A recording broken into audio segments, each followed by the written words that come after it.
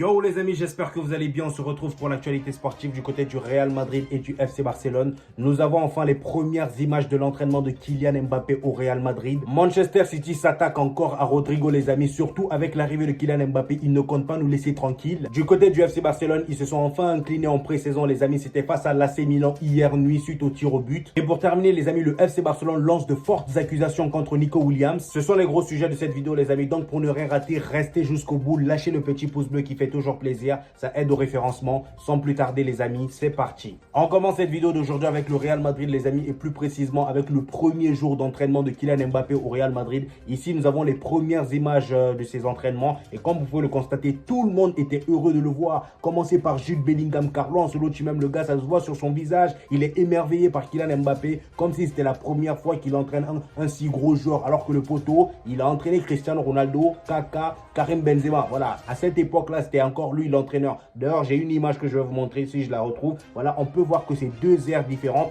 mais avec le même coach. Et dans les différentes images que j'ai pu voir de l'entraînement, les amis, j'ai remarqué que Jude Bellingham et Kylian Mbappé avaient déjà une très belle affinité, alors que c'était la rencontre que j'appréhendais le plus, parce que dans ma tête, moi, Jude Bellingham et Kylian Mbappé, c'était un peu tendu à l'ancienne. Mais en fait, là, non, aujourd'hui à l'entraînement, les deux, ils étaient carrément ensemble, ils s'entraînaient à deux. Comme sur cette image, ils sont en train de s'exercer tout en discutant tranquillement. Franchement, ça fait plaisir à voir, parce que oui, avant l'arrivée de Kylian Mbappé, on était tous là à dire que oui, Kylian Mbappé à son arrivée, il va mettre une mauvaise ambiance. Et le gars, depuis sa présentation, c'est zéro faute, c'est un sans faute. Que ce soit dans les discours, dans les déclarations, voilà sa manière d'être. Il se met toujours en retrait, il se met pas en avant. Vous voyez, franchement, ça fait plaisir. J'espère que ça va continuer comme ça. Et d'ailleurs, en parlant d'intégration, Vinicius a fait une déclaration dernièrement en parlant de Kylian Mbappé. Et c'est d'ailleurs sa première déclaration depuis la présentation de Kylian Mbappé au Real Madrid. Il dit Kylian Mbappé, ça va être brutal, incroyable. J'espère qu'on pourra faire de grandes choses. Il faut prendre soin de lui et faire tout notre possible pour qu'il s'adapte rapidement. C'est toujours difficile de rejoindre un autre club,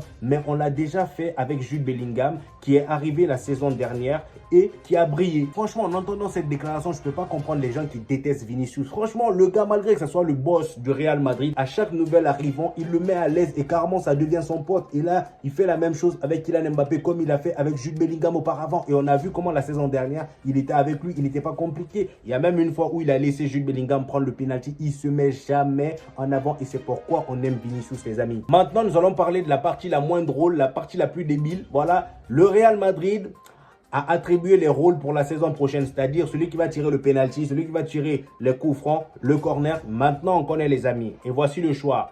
Comme il est dit ici les amis, le Real Madrid n'a marqué aucun coup franc depuis le 27 mai 2023 et Kylian Mbappé devrait être le nouveau tireur. Kylian Mbappé devrait être le nouveau tireur. J'espère que vous avez bien entendu. C'est rentré ou pas? Voilà. Kylian Mbappé, 0 coup franc marqué tout au long de sa carrière.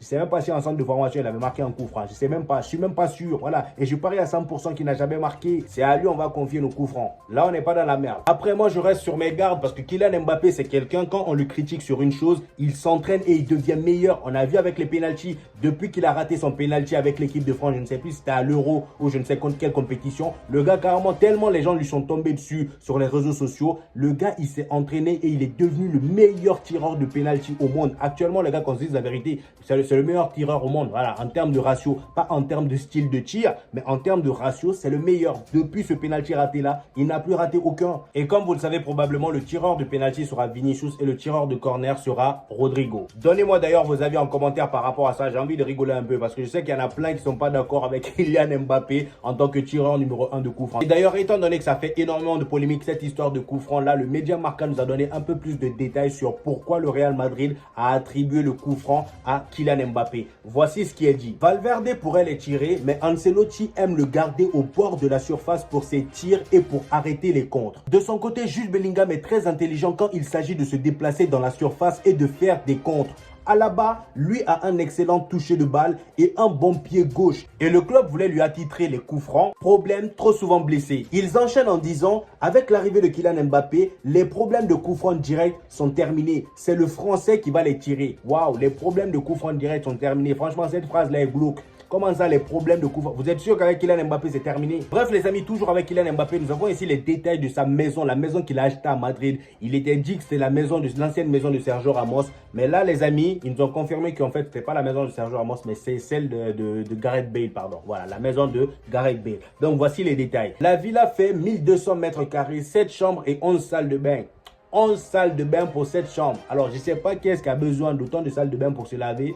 Franchement, lui, sa saleté là, ça doit être une saleté vraiment d'origine. Parce que pour nous, la saleté que nous, on a là, une salle de bain, ça nous suffit. Voilà, c'est pas possible. Ça, c'est des trucs de riches. Autant de salles de bain pour une personne. Je ne sais même pas ils sont combien. Mais en tout cas, il est célibataire. Hein? Je ne pense même pas que sa mère vive avec lui, puisque sa mère aussi a acheté sa villa. Après, nous, on ne peut pas comprendre. C'est les choses de riches. On continue. Une piscine extérieure et intérieure. Une salle de cinéma et de sport. Une green golf, c'est-à-dire un terrain de golf. Et ensuite, un terrain de basket. Et ici, les amis, nous avons la photo en grand de la maison. Vous pouvez voir que c'est un truc gigantesque. C'est carrément, je ne sais même pas comment on appelle ce genre. C'est une villa. Voilà. En tout cas, c'est énorme. Maintenant, les amis, nous allons parler du match du Real Madrid face à Chelsea la nuit dernière. Victoire du Real Madrid 2-1 dans un match agréable à regarder. Nos chers Arda Güler et Endrick n'ont pas joué. Ils se sont reposés. Voilà, parce qu'ils ont quand même enchaîné 2 matchs de pré-saison. Il fallait qu'ils se reposent avant le début du championnat. Donc, les amis, ici, nous avons la composition. Carlo Ancelotti a opté pour un 4-3-3 avec Vinicius en ailier gauche, Rodrigo ailier droit et en faux neuf, les amis, il a mis Brahim Diaz. Franchement, le système n'était pas mal. Et en plus de ça, on avait un Rodrigo qui était assez libre dans ses déplacements. Il y avait des moments du match où on le voyait carrément sur le même côté que Vinicius, c'est-à-dire sur le côté gauche, comme la saison dernière.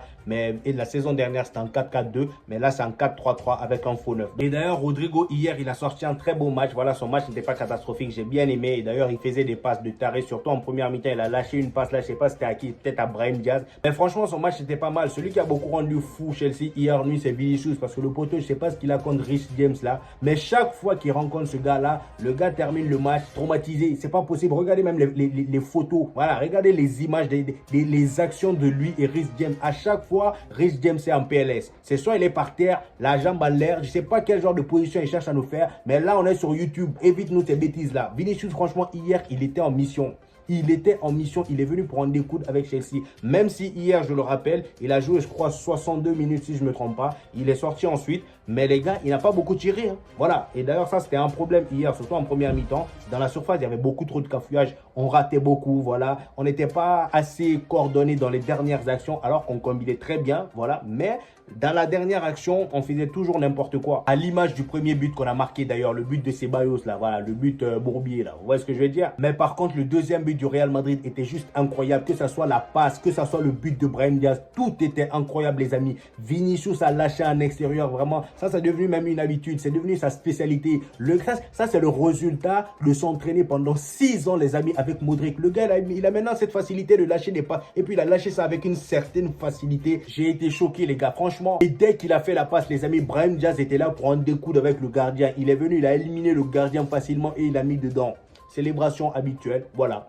Brahim Diaz. Je pense que ce gars-là, s'il ne prend pas ce ballon d'or africain, c'est qu'il y a un souci. Je pense que là, il est bien parti. Franchement, Brahim Diaz, je pense que c'est l'un des retours de prêt les plus rentables au Real Madrid. Et comment parler de cette pré-saison sans parler du jeune Mario Martin? Franchement, ce gars-là, au début, je n'étais pas trop emballé par son jeu. Mais franchement, le gars, son match face à Chelsea, c'était quelque chose. D'ailleurs, regardez ce qui est dit là. La révélation de cette pré-saison, c'est Mario Martin. L'Espagnol a joué l'intégralité de chaque match de cette tournée américaine et a été exceptionnel chaque minute. Là, Tchouaméni a du souci à se faire parce que le gars il a joué l'intégralité des matchs de cette pré-saison. C'est une dinguerie. Ça veut dire que là, Carlo Ancelotti compte sur lui. Si après tout ça, Carlo Ancelotti le met encore au banc parce que lui, il est capable de ça, hein, Carlo Ancelotti. On le connaît. Il peut te faire jouer tous les matchs. Toi, tu te dis, waouh, non, je suis trop chaud. Je pense que là, c'est bon. Je suis titulaire la saison prochaine. Après, tu te retrouves au banc.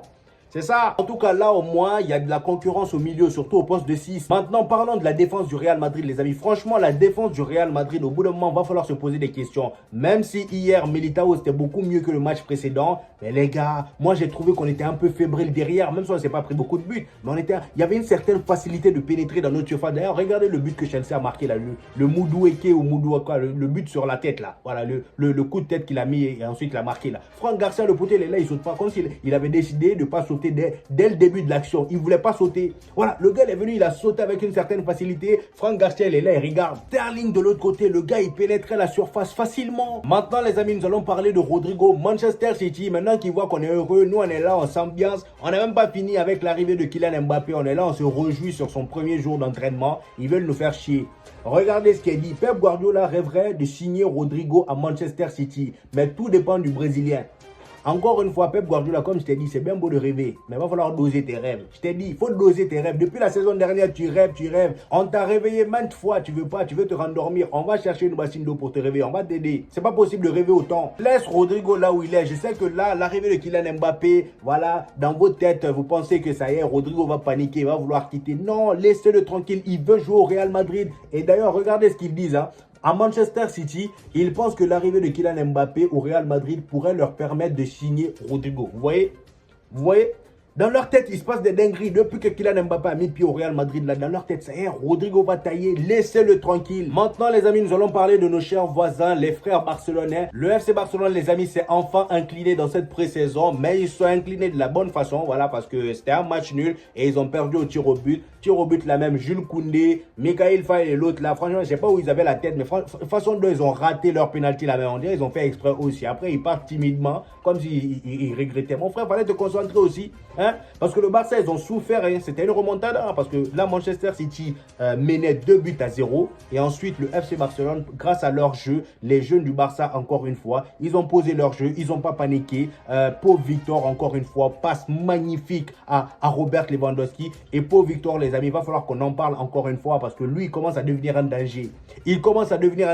C'est vrai que le match face à l'AC Milan, il ne faisait pas grand-chose jusqu'au but de Robert Lewandowski là. Mais franchement, le gars, ça joue au football. Ça joue au football. Le gars, il a une certaine finesse même. Ça me choque. À chaque fois que je le vois jouer, ça m'étonne. Voilà, le gars, que ça soit des petits ponts, il sait faire. Des passes décisives, on a su ça hier. Voilà, il sait faire ça aussi parce que la passe décisive qu'il a fait à Robert Lewandowski là, c'est vrai que dans sa position, c'était facile de faire une passe. Et le gars, il a lobé ça, il a même facilité la tâche à Robert Lewandowski parce que lui, il faut le faciliter les choses, Robert Lewandowski. Si tu facilites pas, le poteau, il te rate ça facilement. On l'a vu hein, lors du précédent match. Le gars, il était face au goal.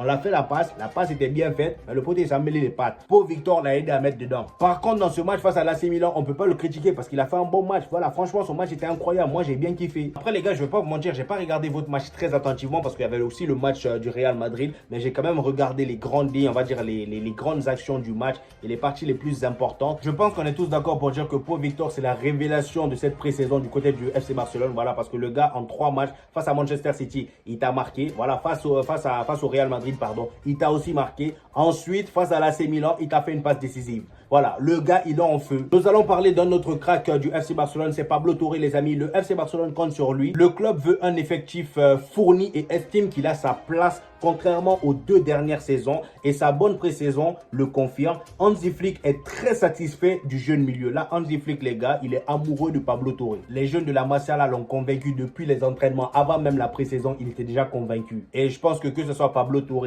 Valle, Casado, je pense que eux là déjà c'est assuré. En tout cas ceux qui viennent de la Masia là, c'est sûr et certain qu'ils vont être dans l'équipe 1. On enchaîne les amis avec Dani Olmo. Dani Olmo est un joueur du FC Barcelone. Here we go de Fabrizio Romano. C'est bouclé les amis. Le FC Barcelone, ils se sont battus jusqu'à aller dénicher Dani Olmo. Même si moi je trouve que c'est un mauvais deal. Ils n'auraient pas dû claquer autant d'argent voilà, sur ce joueur. Peut-être qu'au début, j'étais pour, comme je vous l'ai dit. Mais là, les amis, je pense que c'est une mauvaise affaire. Avec Fermin Lopez, ça va poser problème. Là, comme vous pouvez le voir, les amis, accord conclu entre le FC Barcelone et le RB Leipzig pour le transfert de Dani Olmo. Les Blaugrana vont payer plus de 60 millions d'euros, bonus y compris. Donc, le contrat sera jusqu'en 2030. Et sur cette photo, les amis, on peut voir que Deco est avec Dani Olmo en question et le père de Dani Olmo. Voilà, son agent également. Donc là, c'était à l'aéroport. Alors, je ne sais pas si c'est à l'aéroport de Barcelone ou à l'aéroport de Leipzig là-bas. Là. Bref, en tout cas, ils étaient ensemble. Là, comme vous pouvez le voir, il est écrit réunion en cours entre Deco, l'agent de Dani Olmo et la direction de Leipzig. Ce matin, le directeur sportif du Barça avait déjà rencontré le joueur, son père et ses agents. Maintenant, parlons de Nico Williams, ses amis, qui va plus venir au FC Barcelone. En tout cas, pas cet été. Le gars, il a décidé de continuer à l'Atlético Bilbao. Et dites-vous que pour son retour, les amis, le gars, il a fait une vidéo pour saluer les fans, pour remercier les fans. Voilà, qu'il est content, pour dire qu'il est content de son retour. Regardez d'ailleurs ce qu'il dit. Il dit, ça y est, je suis de retour et avec beaucoup d'envie de commencer la saison allez l'Athletic. Et ça, cette vidéo-là a fait polémique. Le FC Barcelone a même lancé un coup de gueule parce qu'ils se sont dit que là, l'Atlético Bilbao ont forcé, voilà, ils ont forcé Nico Williams à faire cette vidéo parce que Nico Williams de base voulait venir au FC Barcelone. Mais c'est eux qui l'ont forcé, voilà, à rester. Ils l'ont fait, je sais pas quoi, mais en tout cas, ils ont lancé un coup de gueule. C'est d'ailleurs ce que nous dit Foot Mercato. Ils disent le FC Barcelone lance des folles accusations pour Nico Williams. Le FC Barcelone ne croit pas aux déclarations de Nico Williams. Et d'après eSport 3, tout cela serait qu'une mascarade. Le média catalan révèle que le FC Barcelone a été très surpris, voire choqué par la vidéo publiée hier. Les dirigeants blaugranas estiment que le joueur de 22 ans a été forcé à tourner cette vidéo. Oula! Donc là, ils sont en train de lancer un coup de gueule. Oh, Barça est énervé. Les Barcelonais sont énervés. Ils disent, le média eSport 3 évoque des pressions notamment d'Ernesto Valverde ainsi que de la famille du joueur, notamment son frère Iñaki Williams qui ne veut toujours pas se séparer de lui. Voilà, je vous ai dit, ils l'ont forcé à rester. Voilà, en tout cas, c'est ce que le FC Barcelone pense et moi aussi, je pense que voilà, c'est ce que je pense aussi. Voilà, je pense que son frère, sa famille et même le club, Valverde, l'entraîneur de Bilbao, ils l'ont tous forcé, ils l'ont peut-être pas un coup de pression, mais en tout cas, je pense qu'ils l'ont pris par les sentiments pour qu'il reste une saison encore une fois. Bref, les amis, c'était tout pour aujourd'hui. J'espère que vous avez kiffé la vidéo. Donnez-moi vos avis en commentaire sur toutes les actualités que je vous ai données là. J'hésiterai pas à vous reprendre comme d'habitude. Voilà, lâchez le petit pouce bleu qui fait toujours plaisir. Ça aide au référencement. Pour les nouveaux arrivants, les gars, je publie chaque 2 jours sur ma chaîne sur le Barça et le Real Madrid. Quand il y a des gros matchs du FC Barcelone ou du Real Madrid ou quand il y a des classicos, je fais des débriefs. Voilà, comme ça, on a l'actualité et les débriefs quand il y a des gros matchs. Donc, c'est ça, moi, mon planning sur cette chaîne. Donc, voilà, les amis, c'était un plaisir encore une fois de vous retrouver. Et on se dit au prochain épisode, les gars. Peace!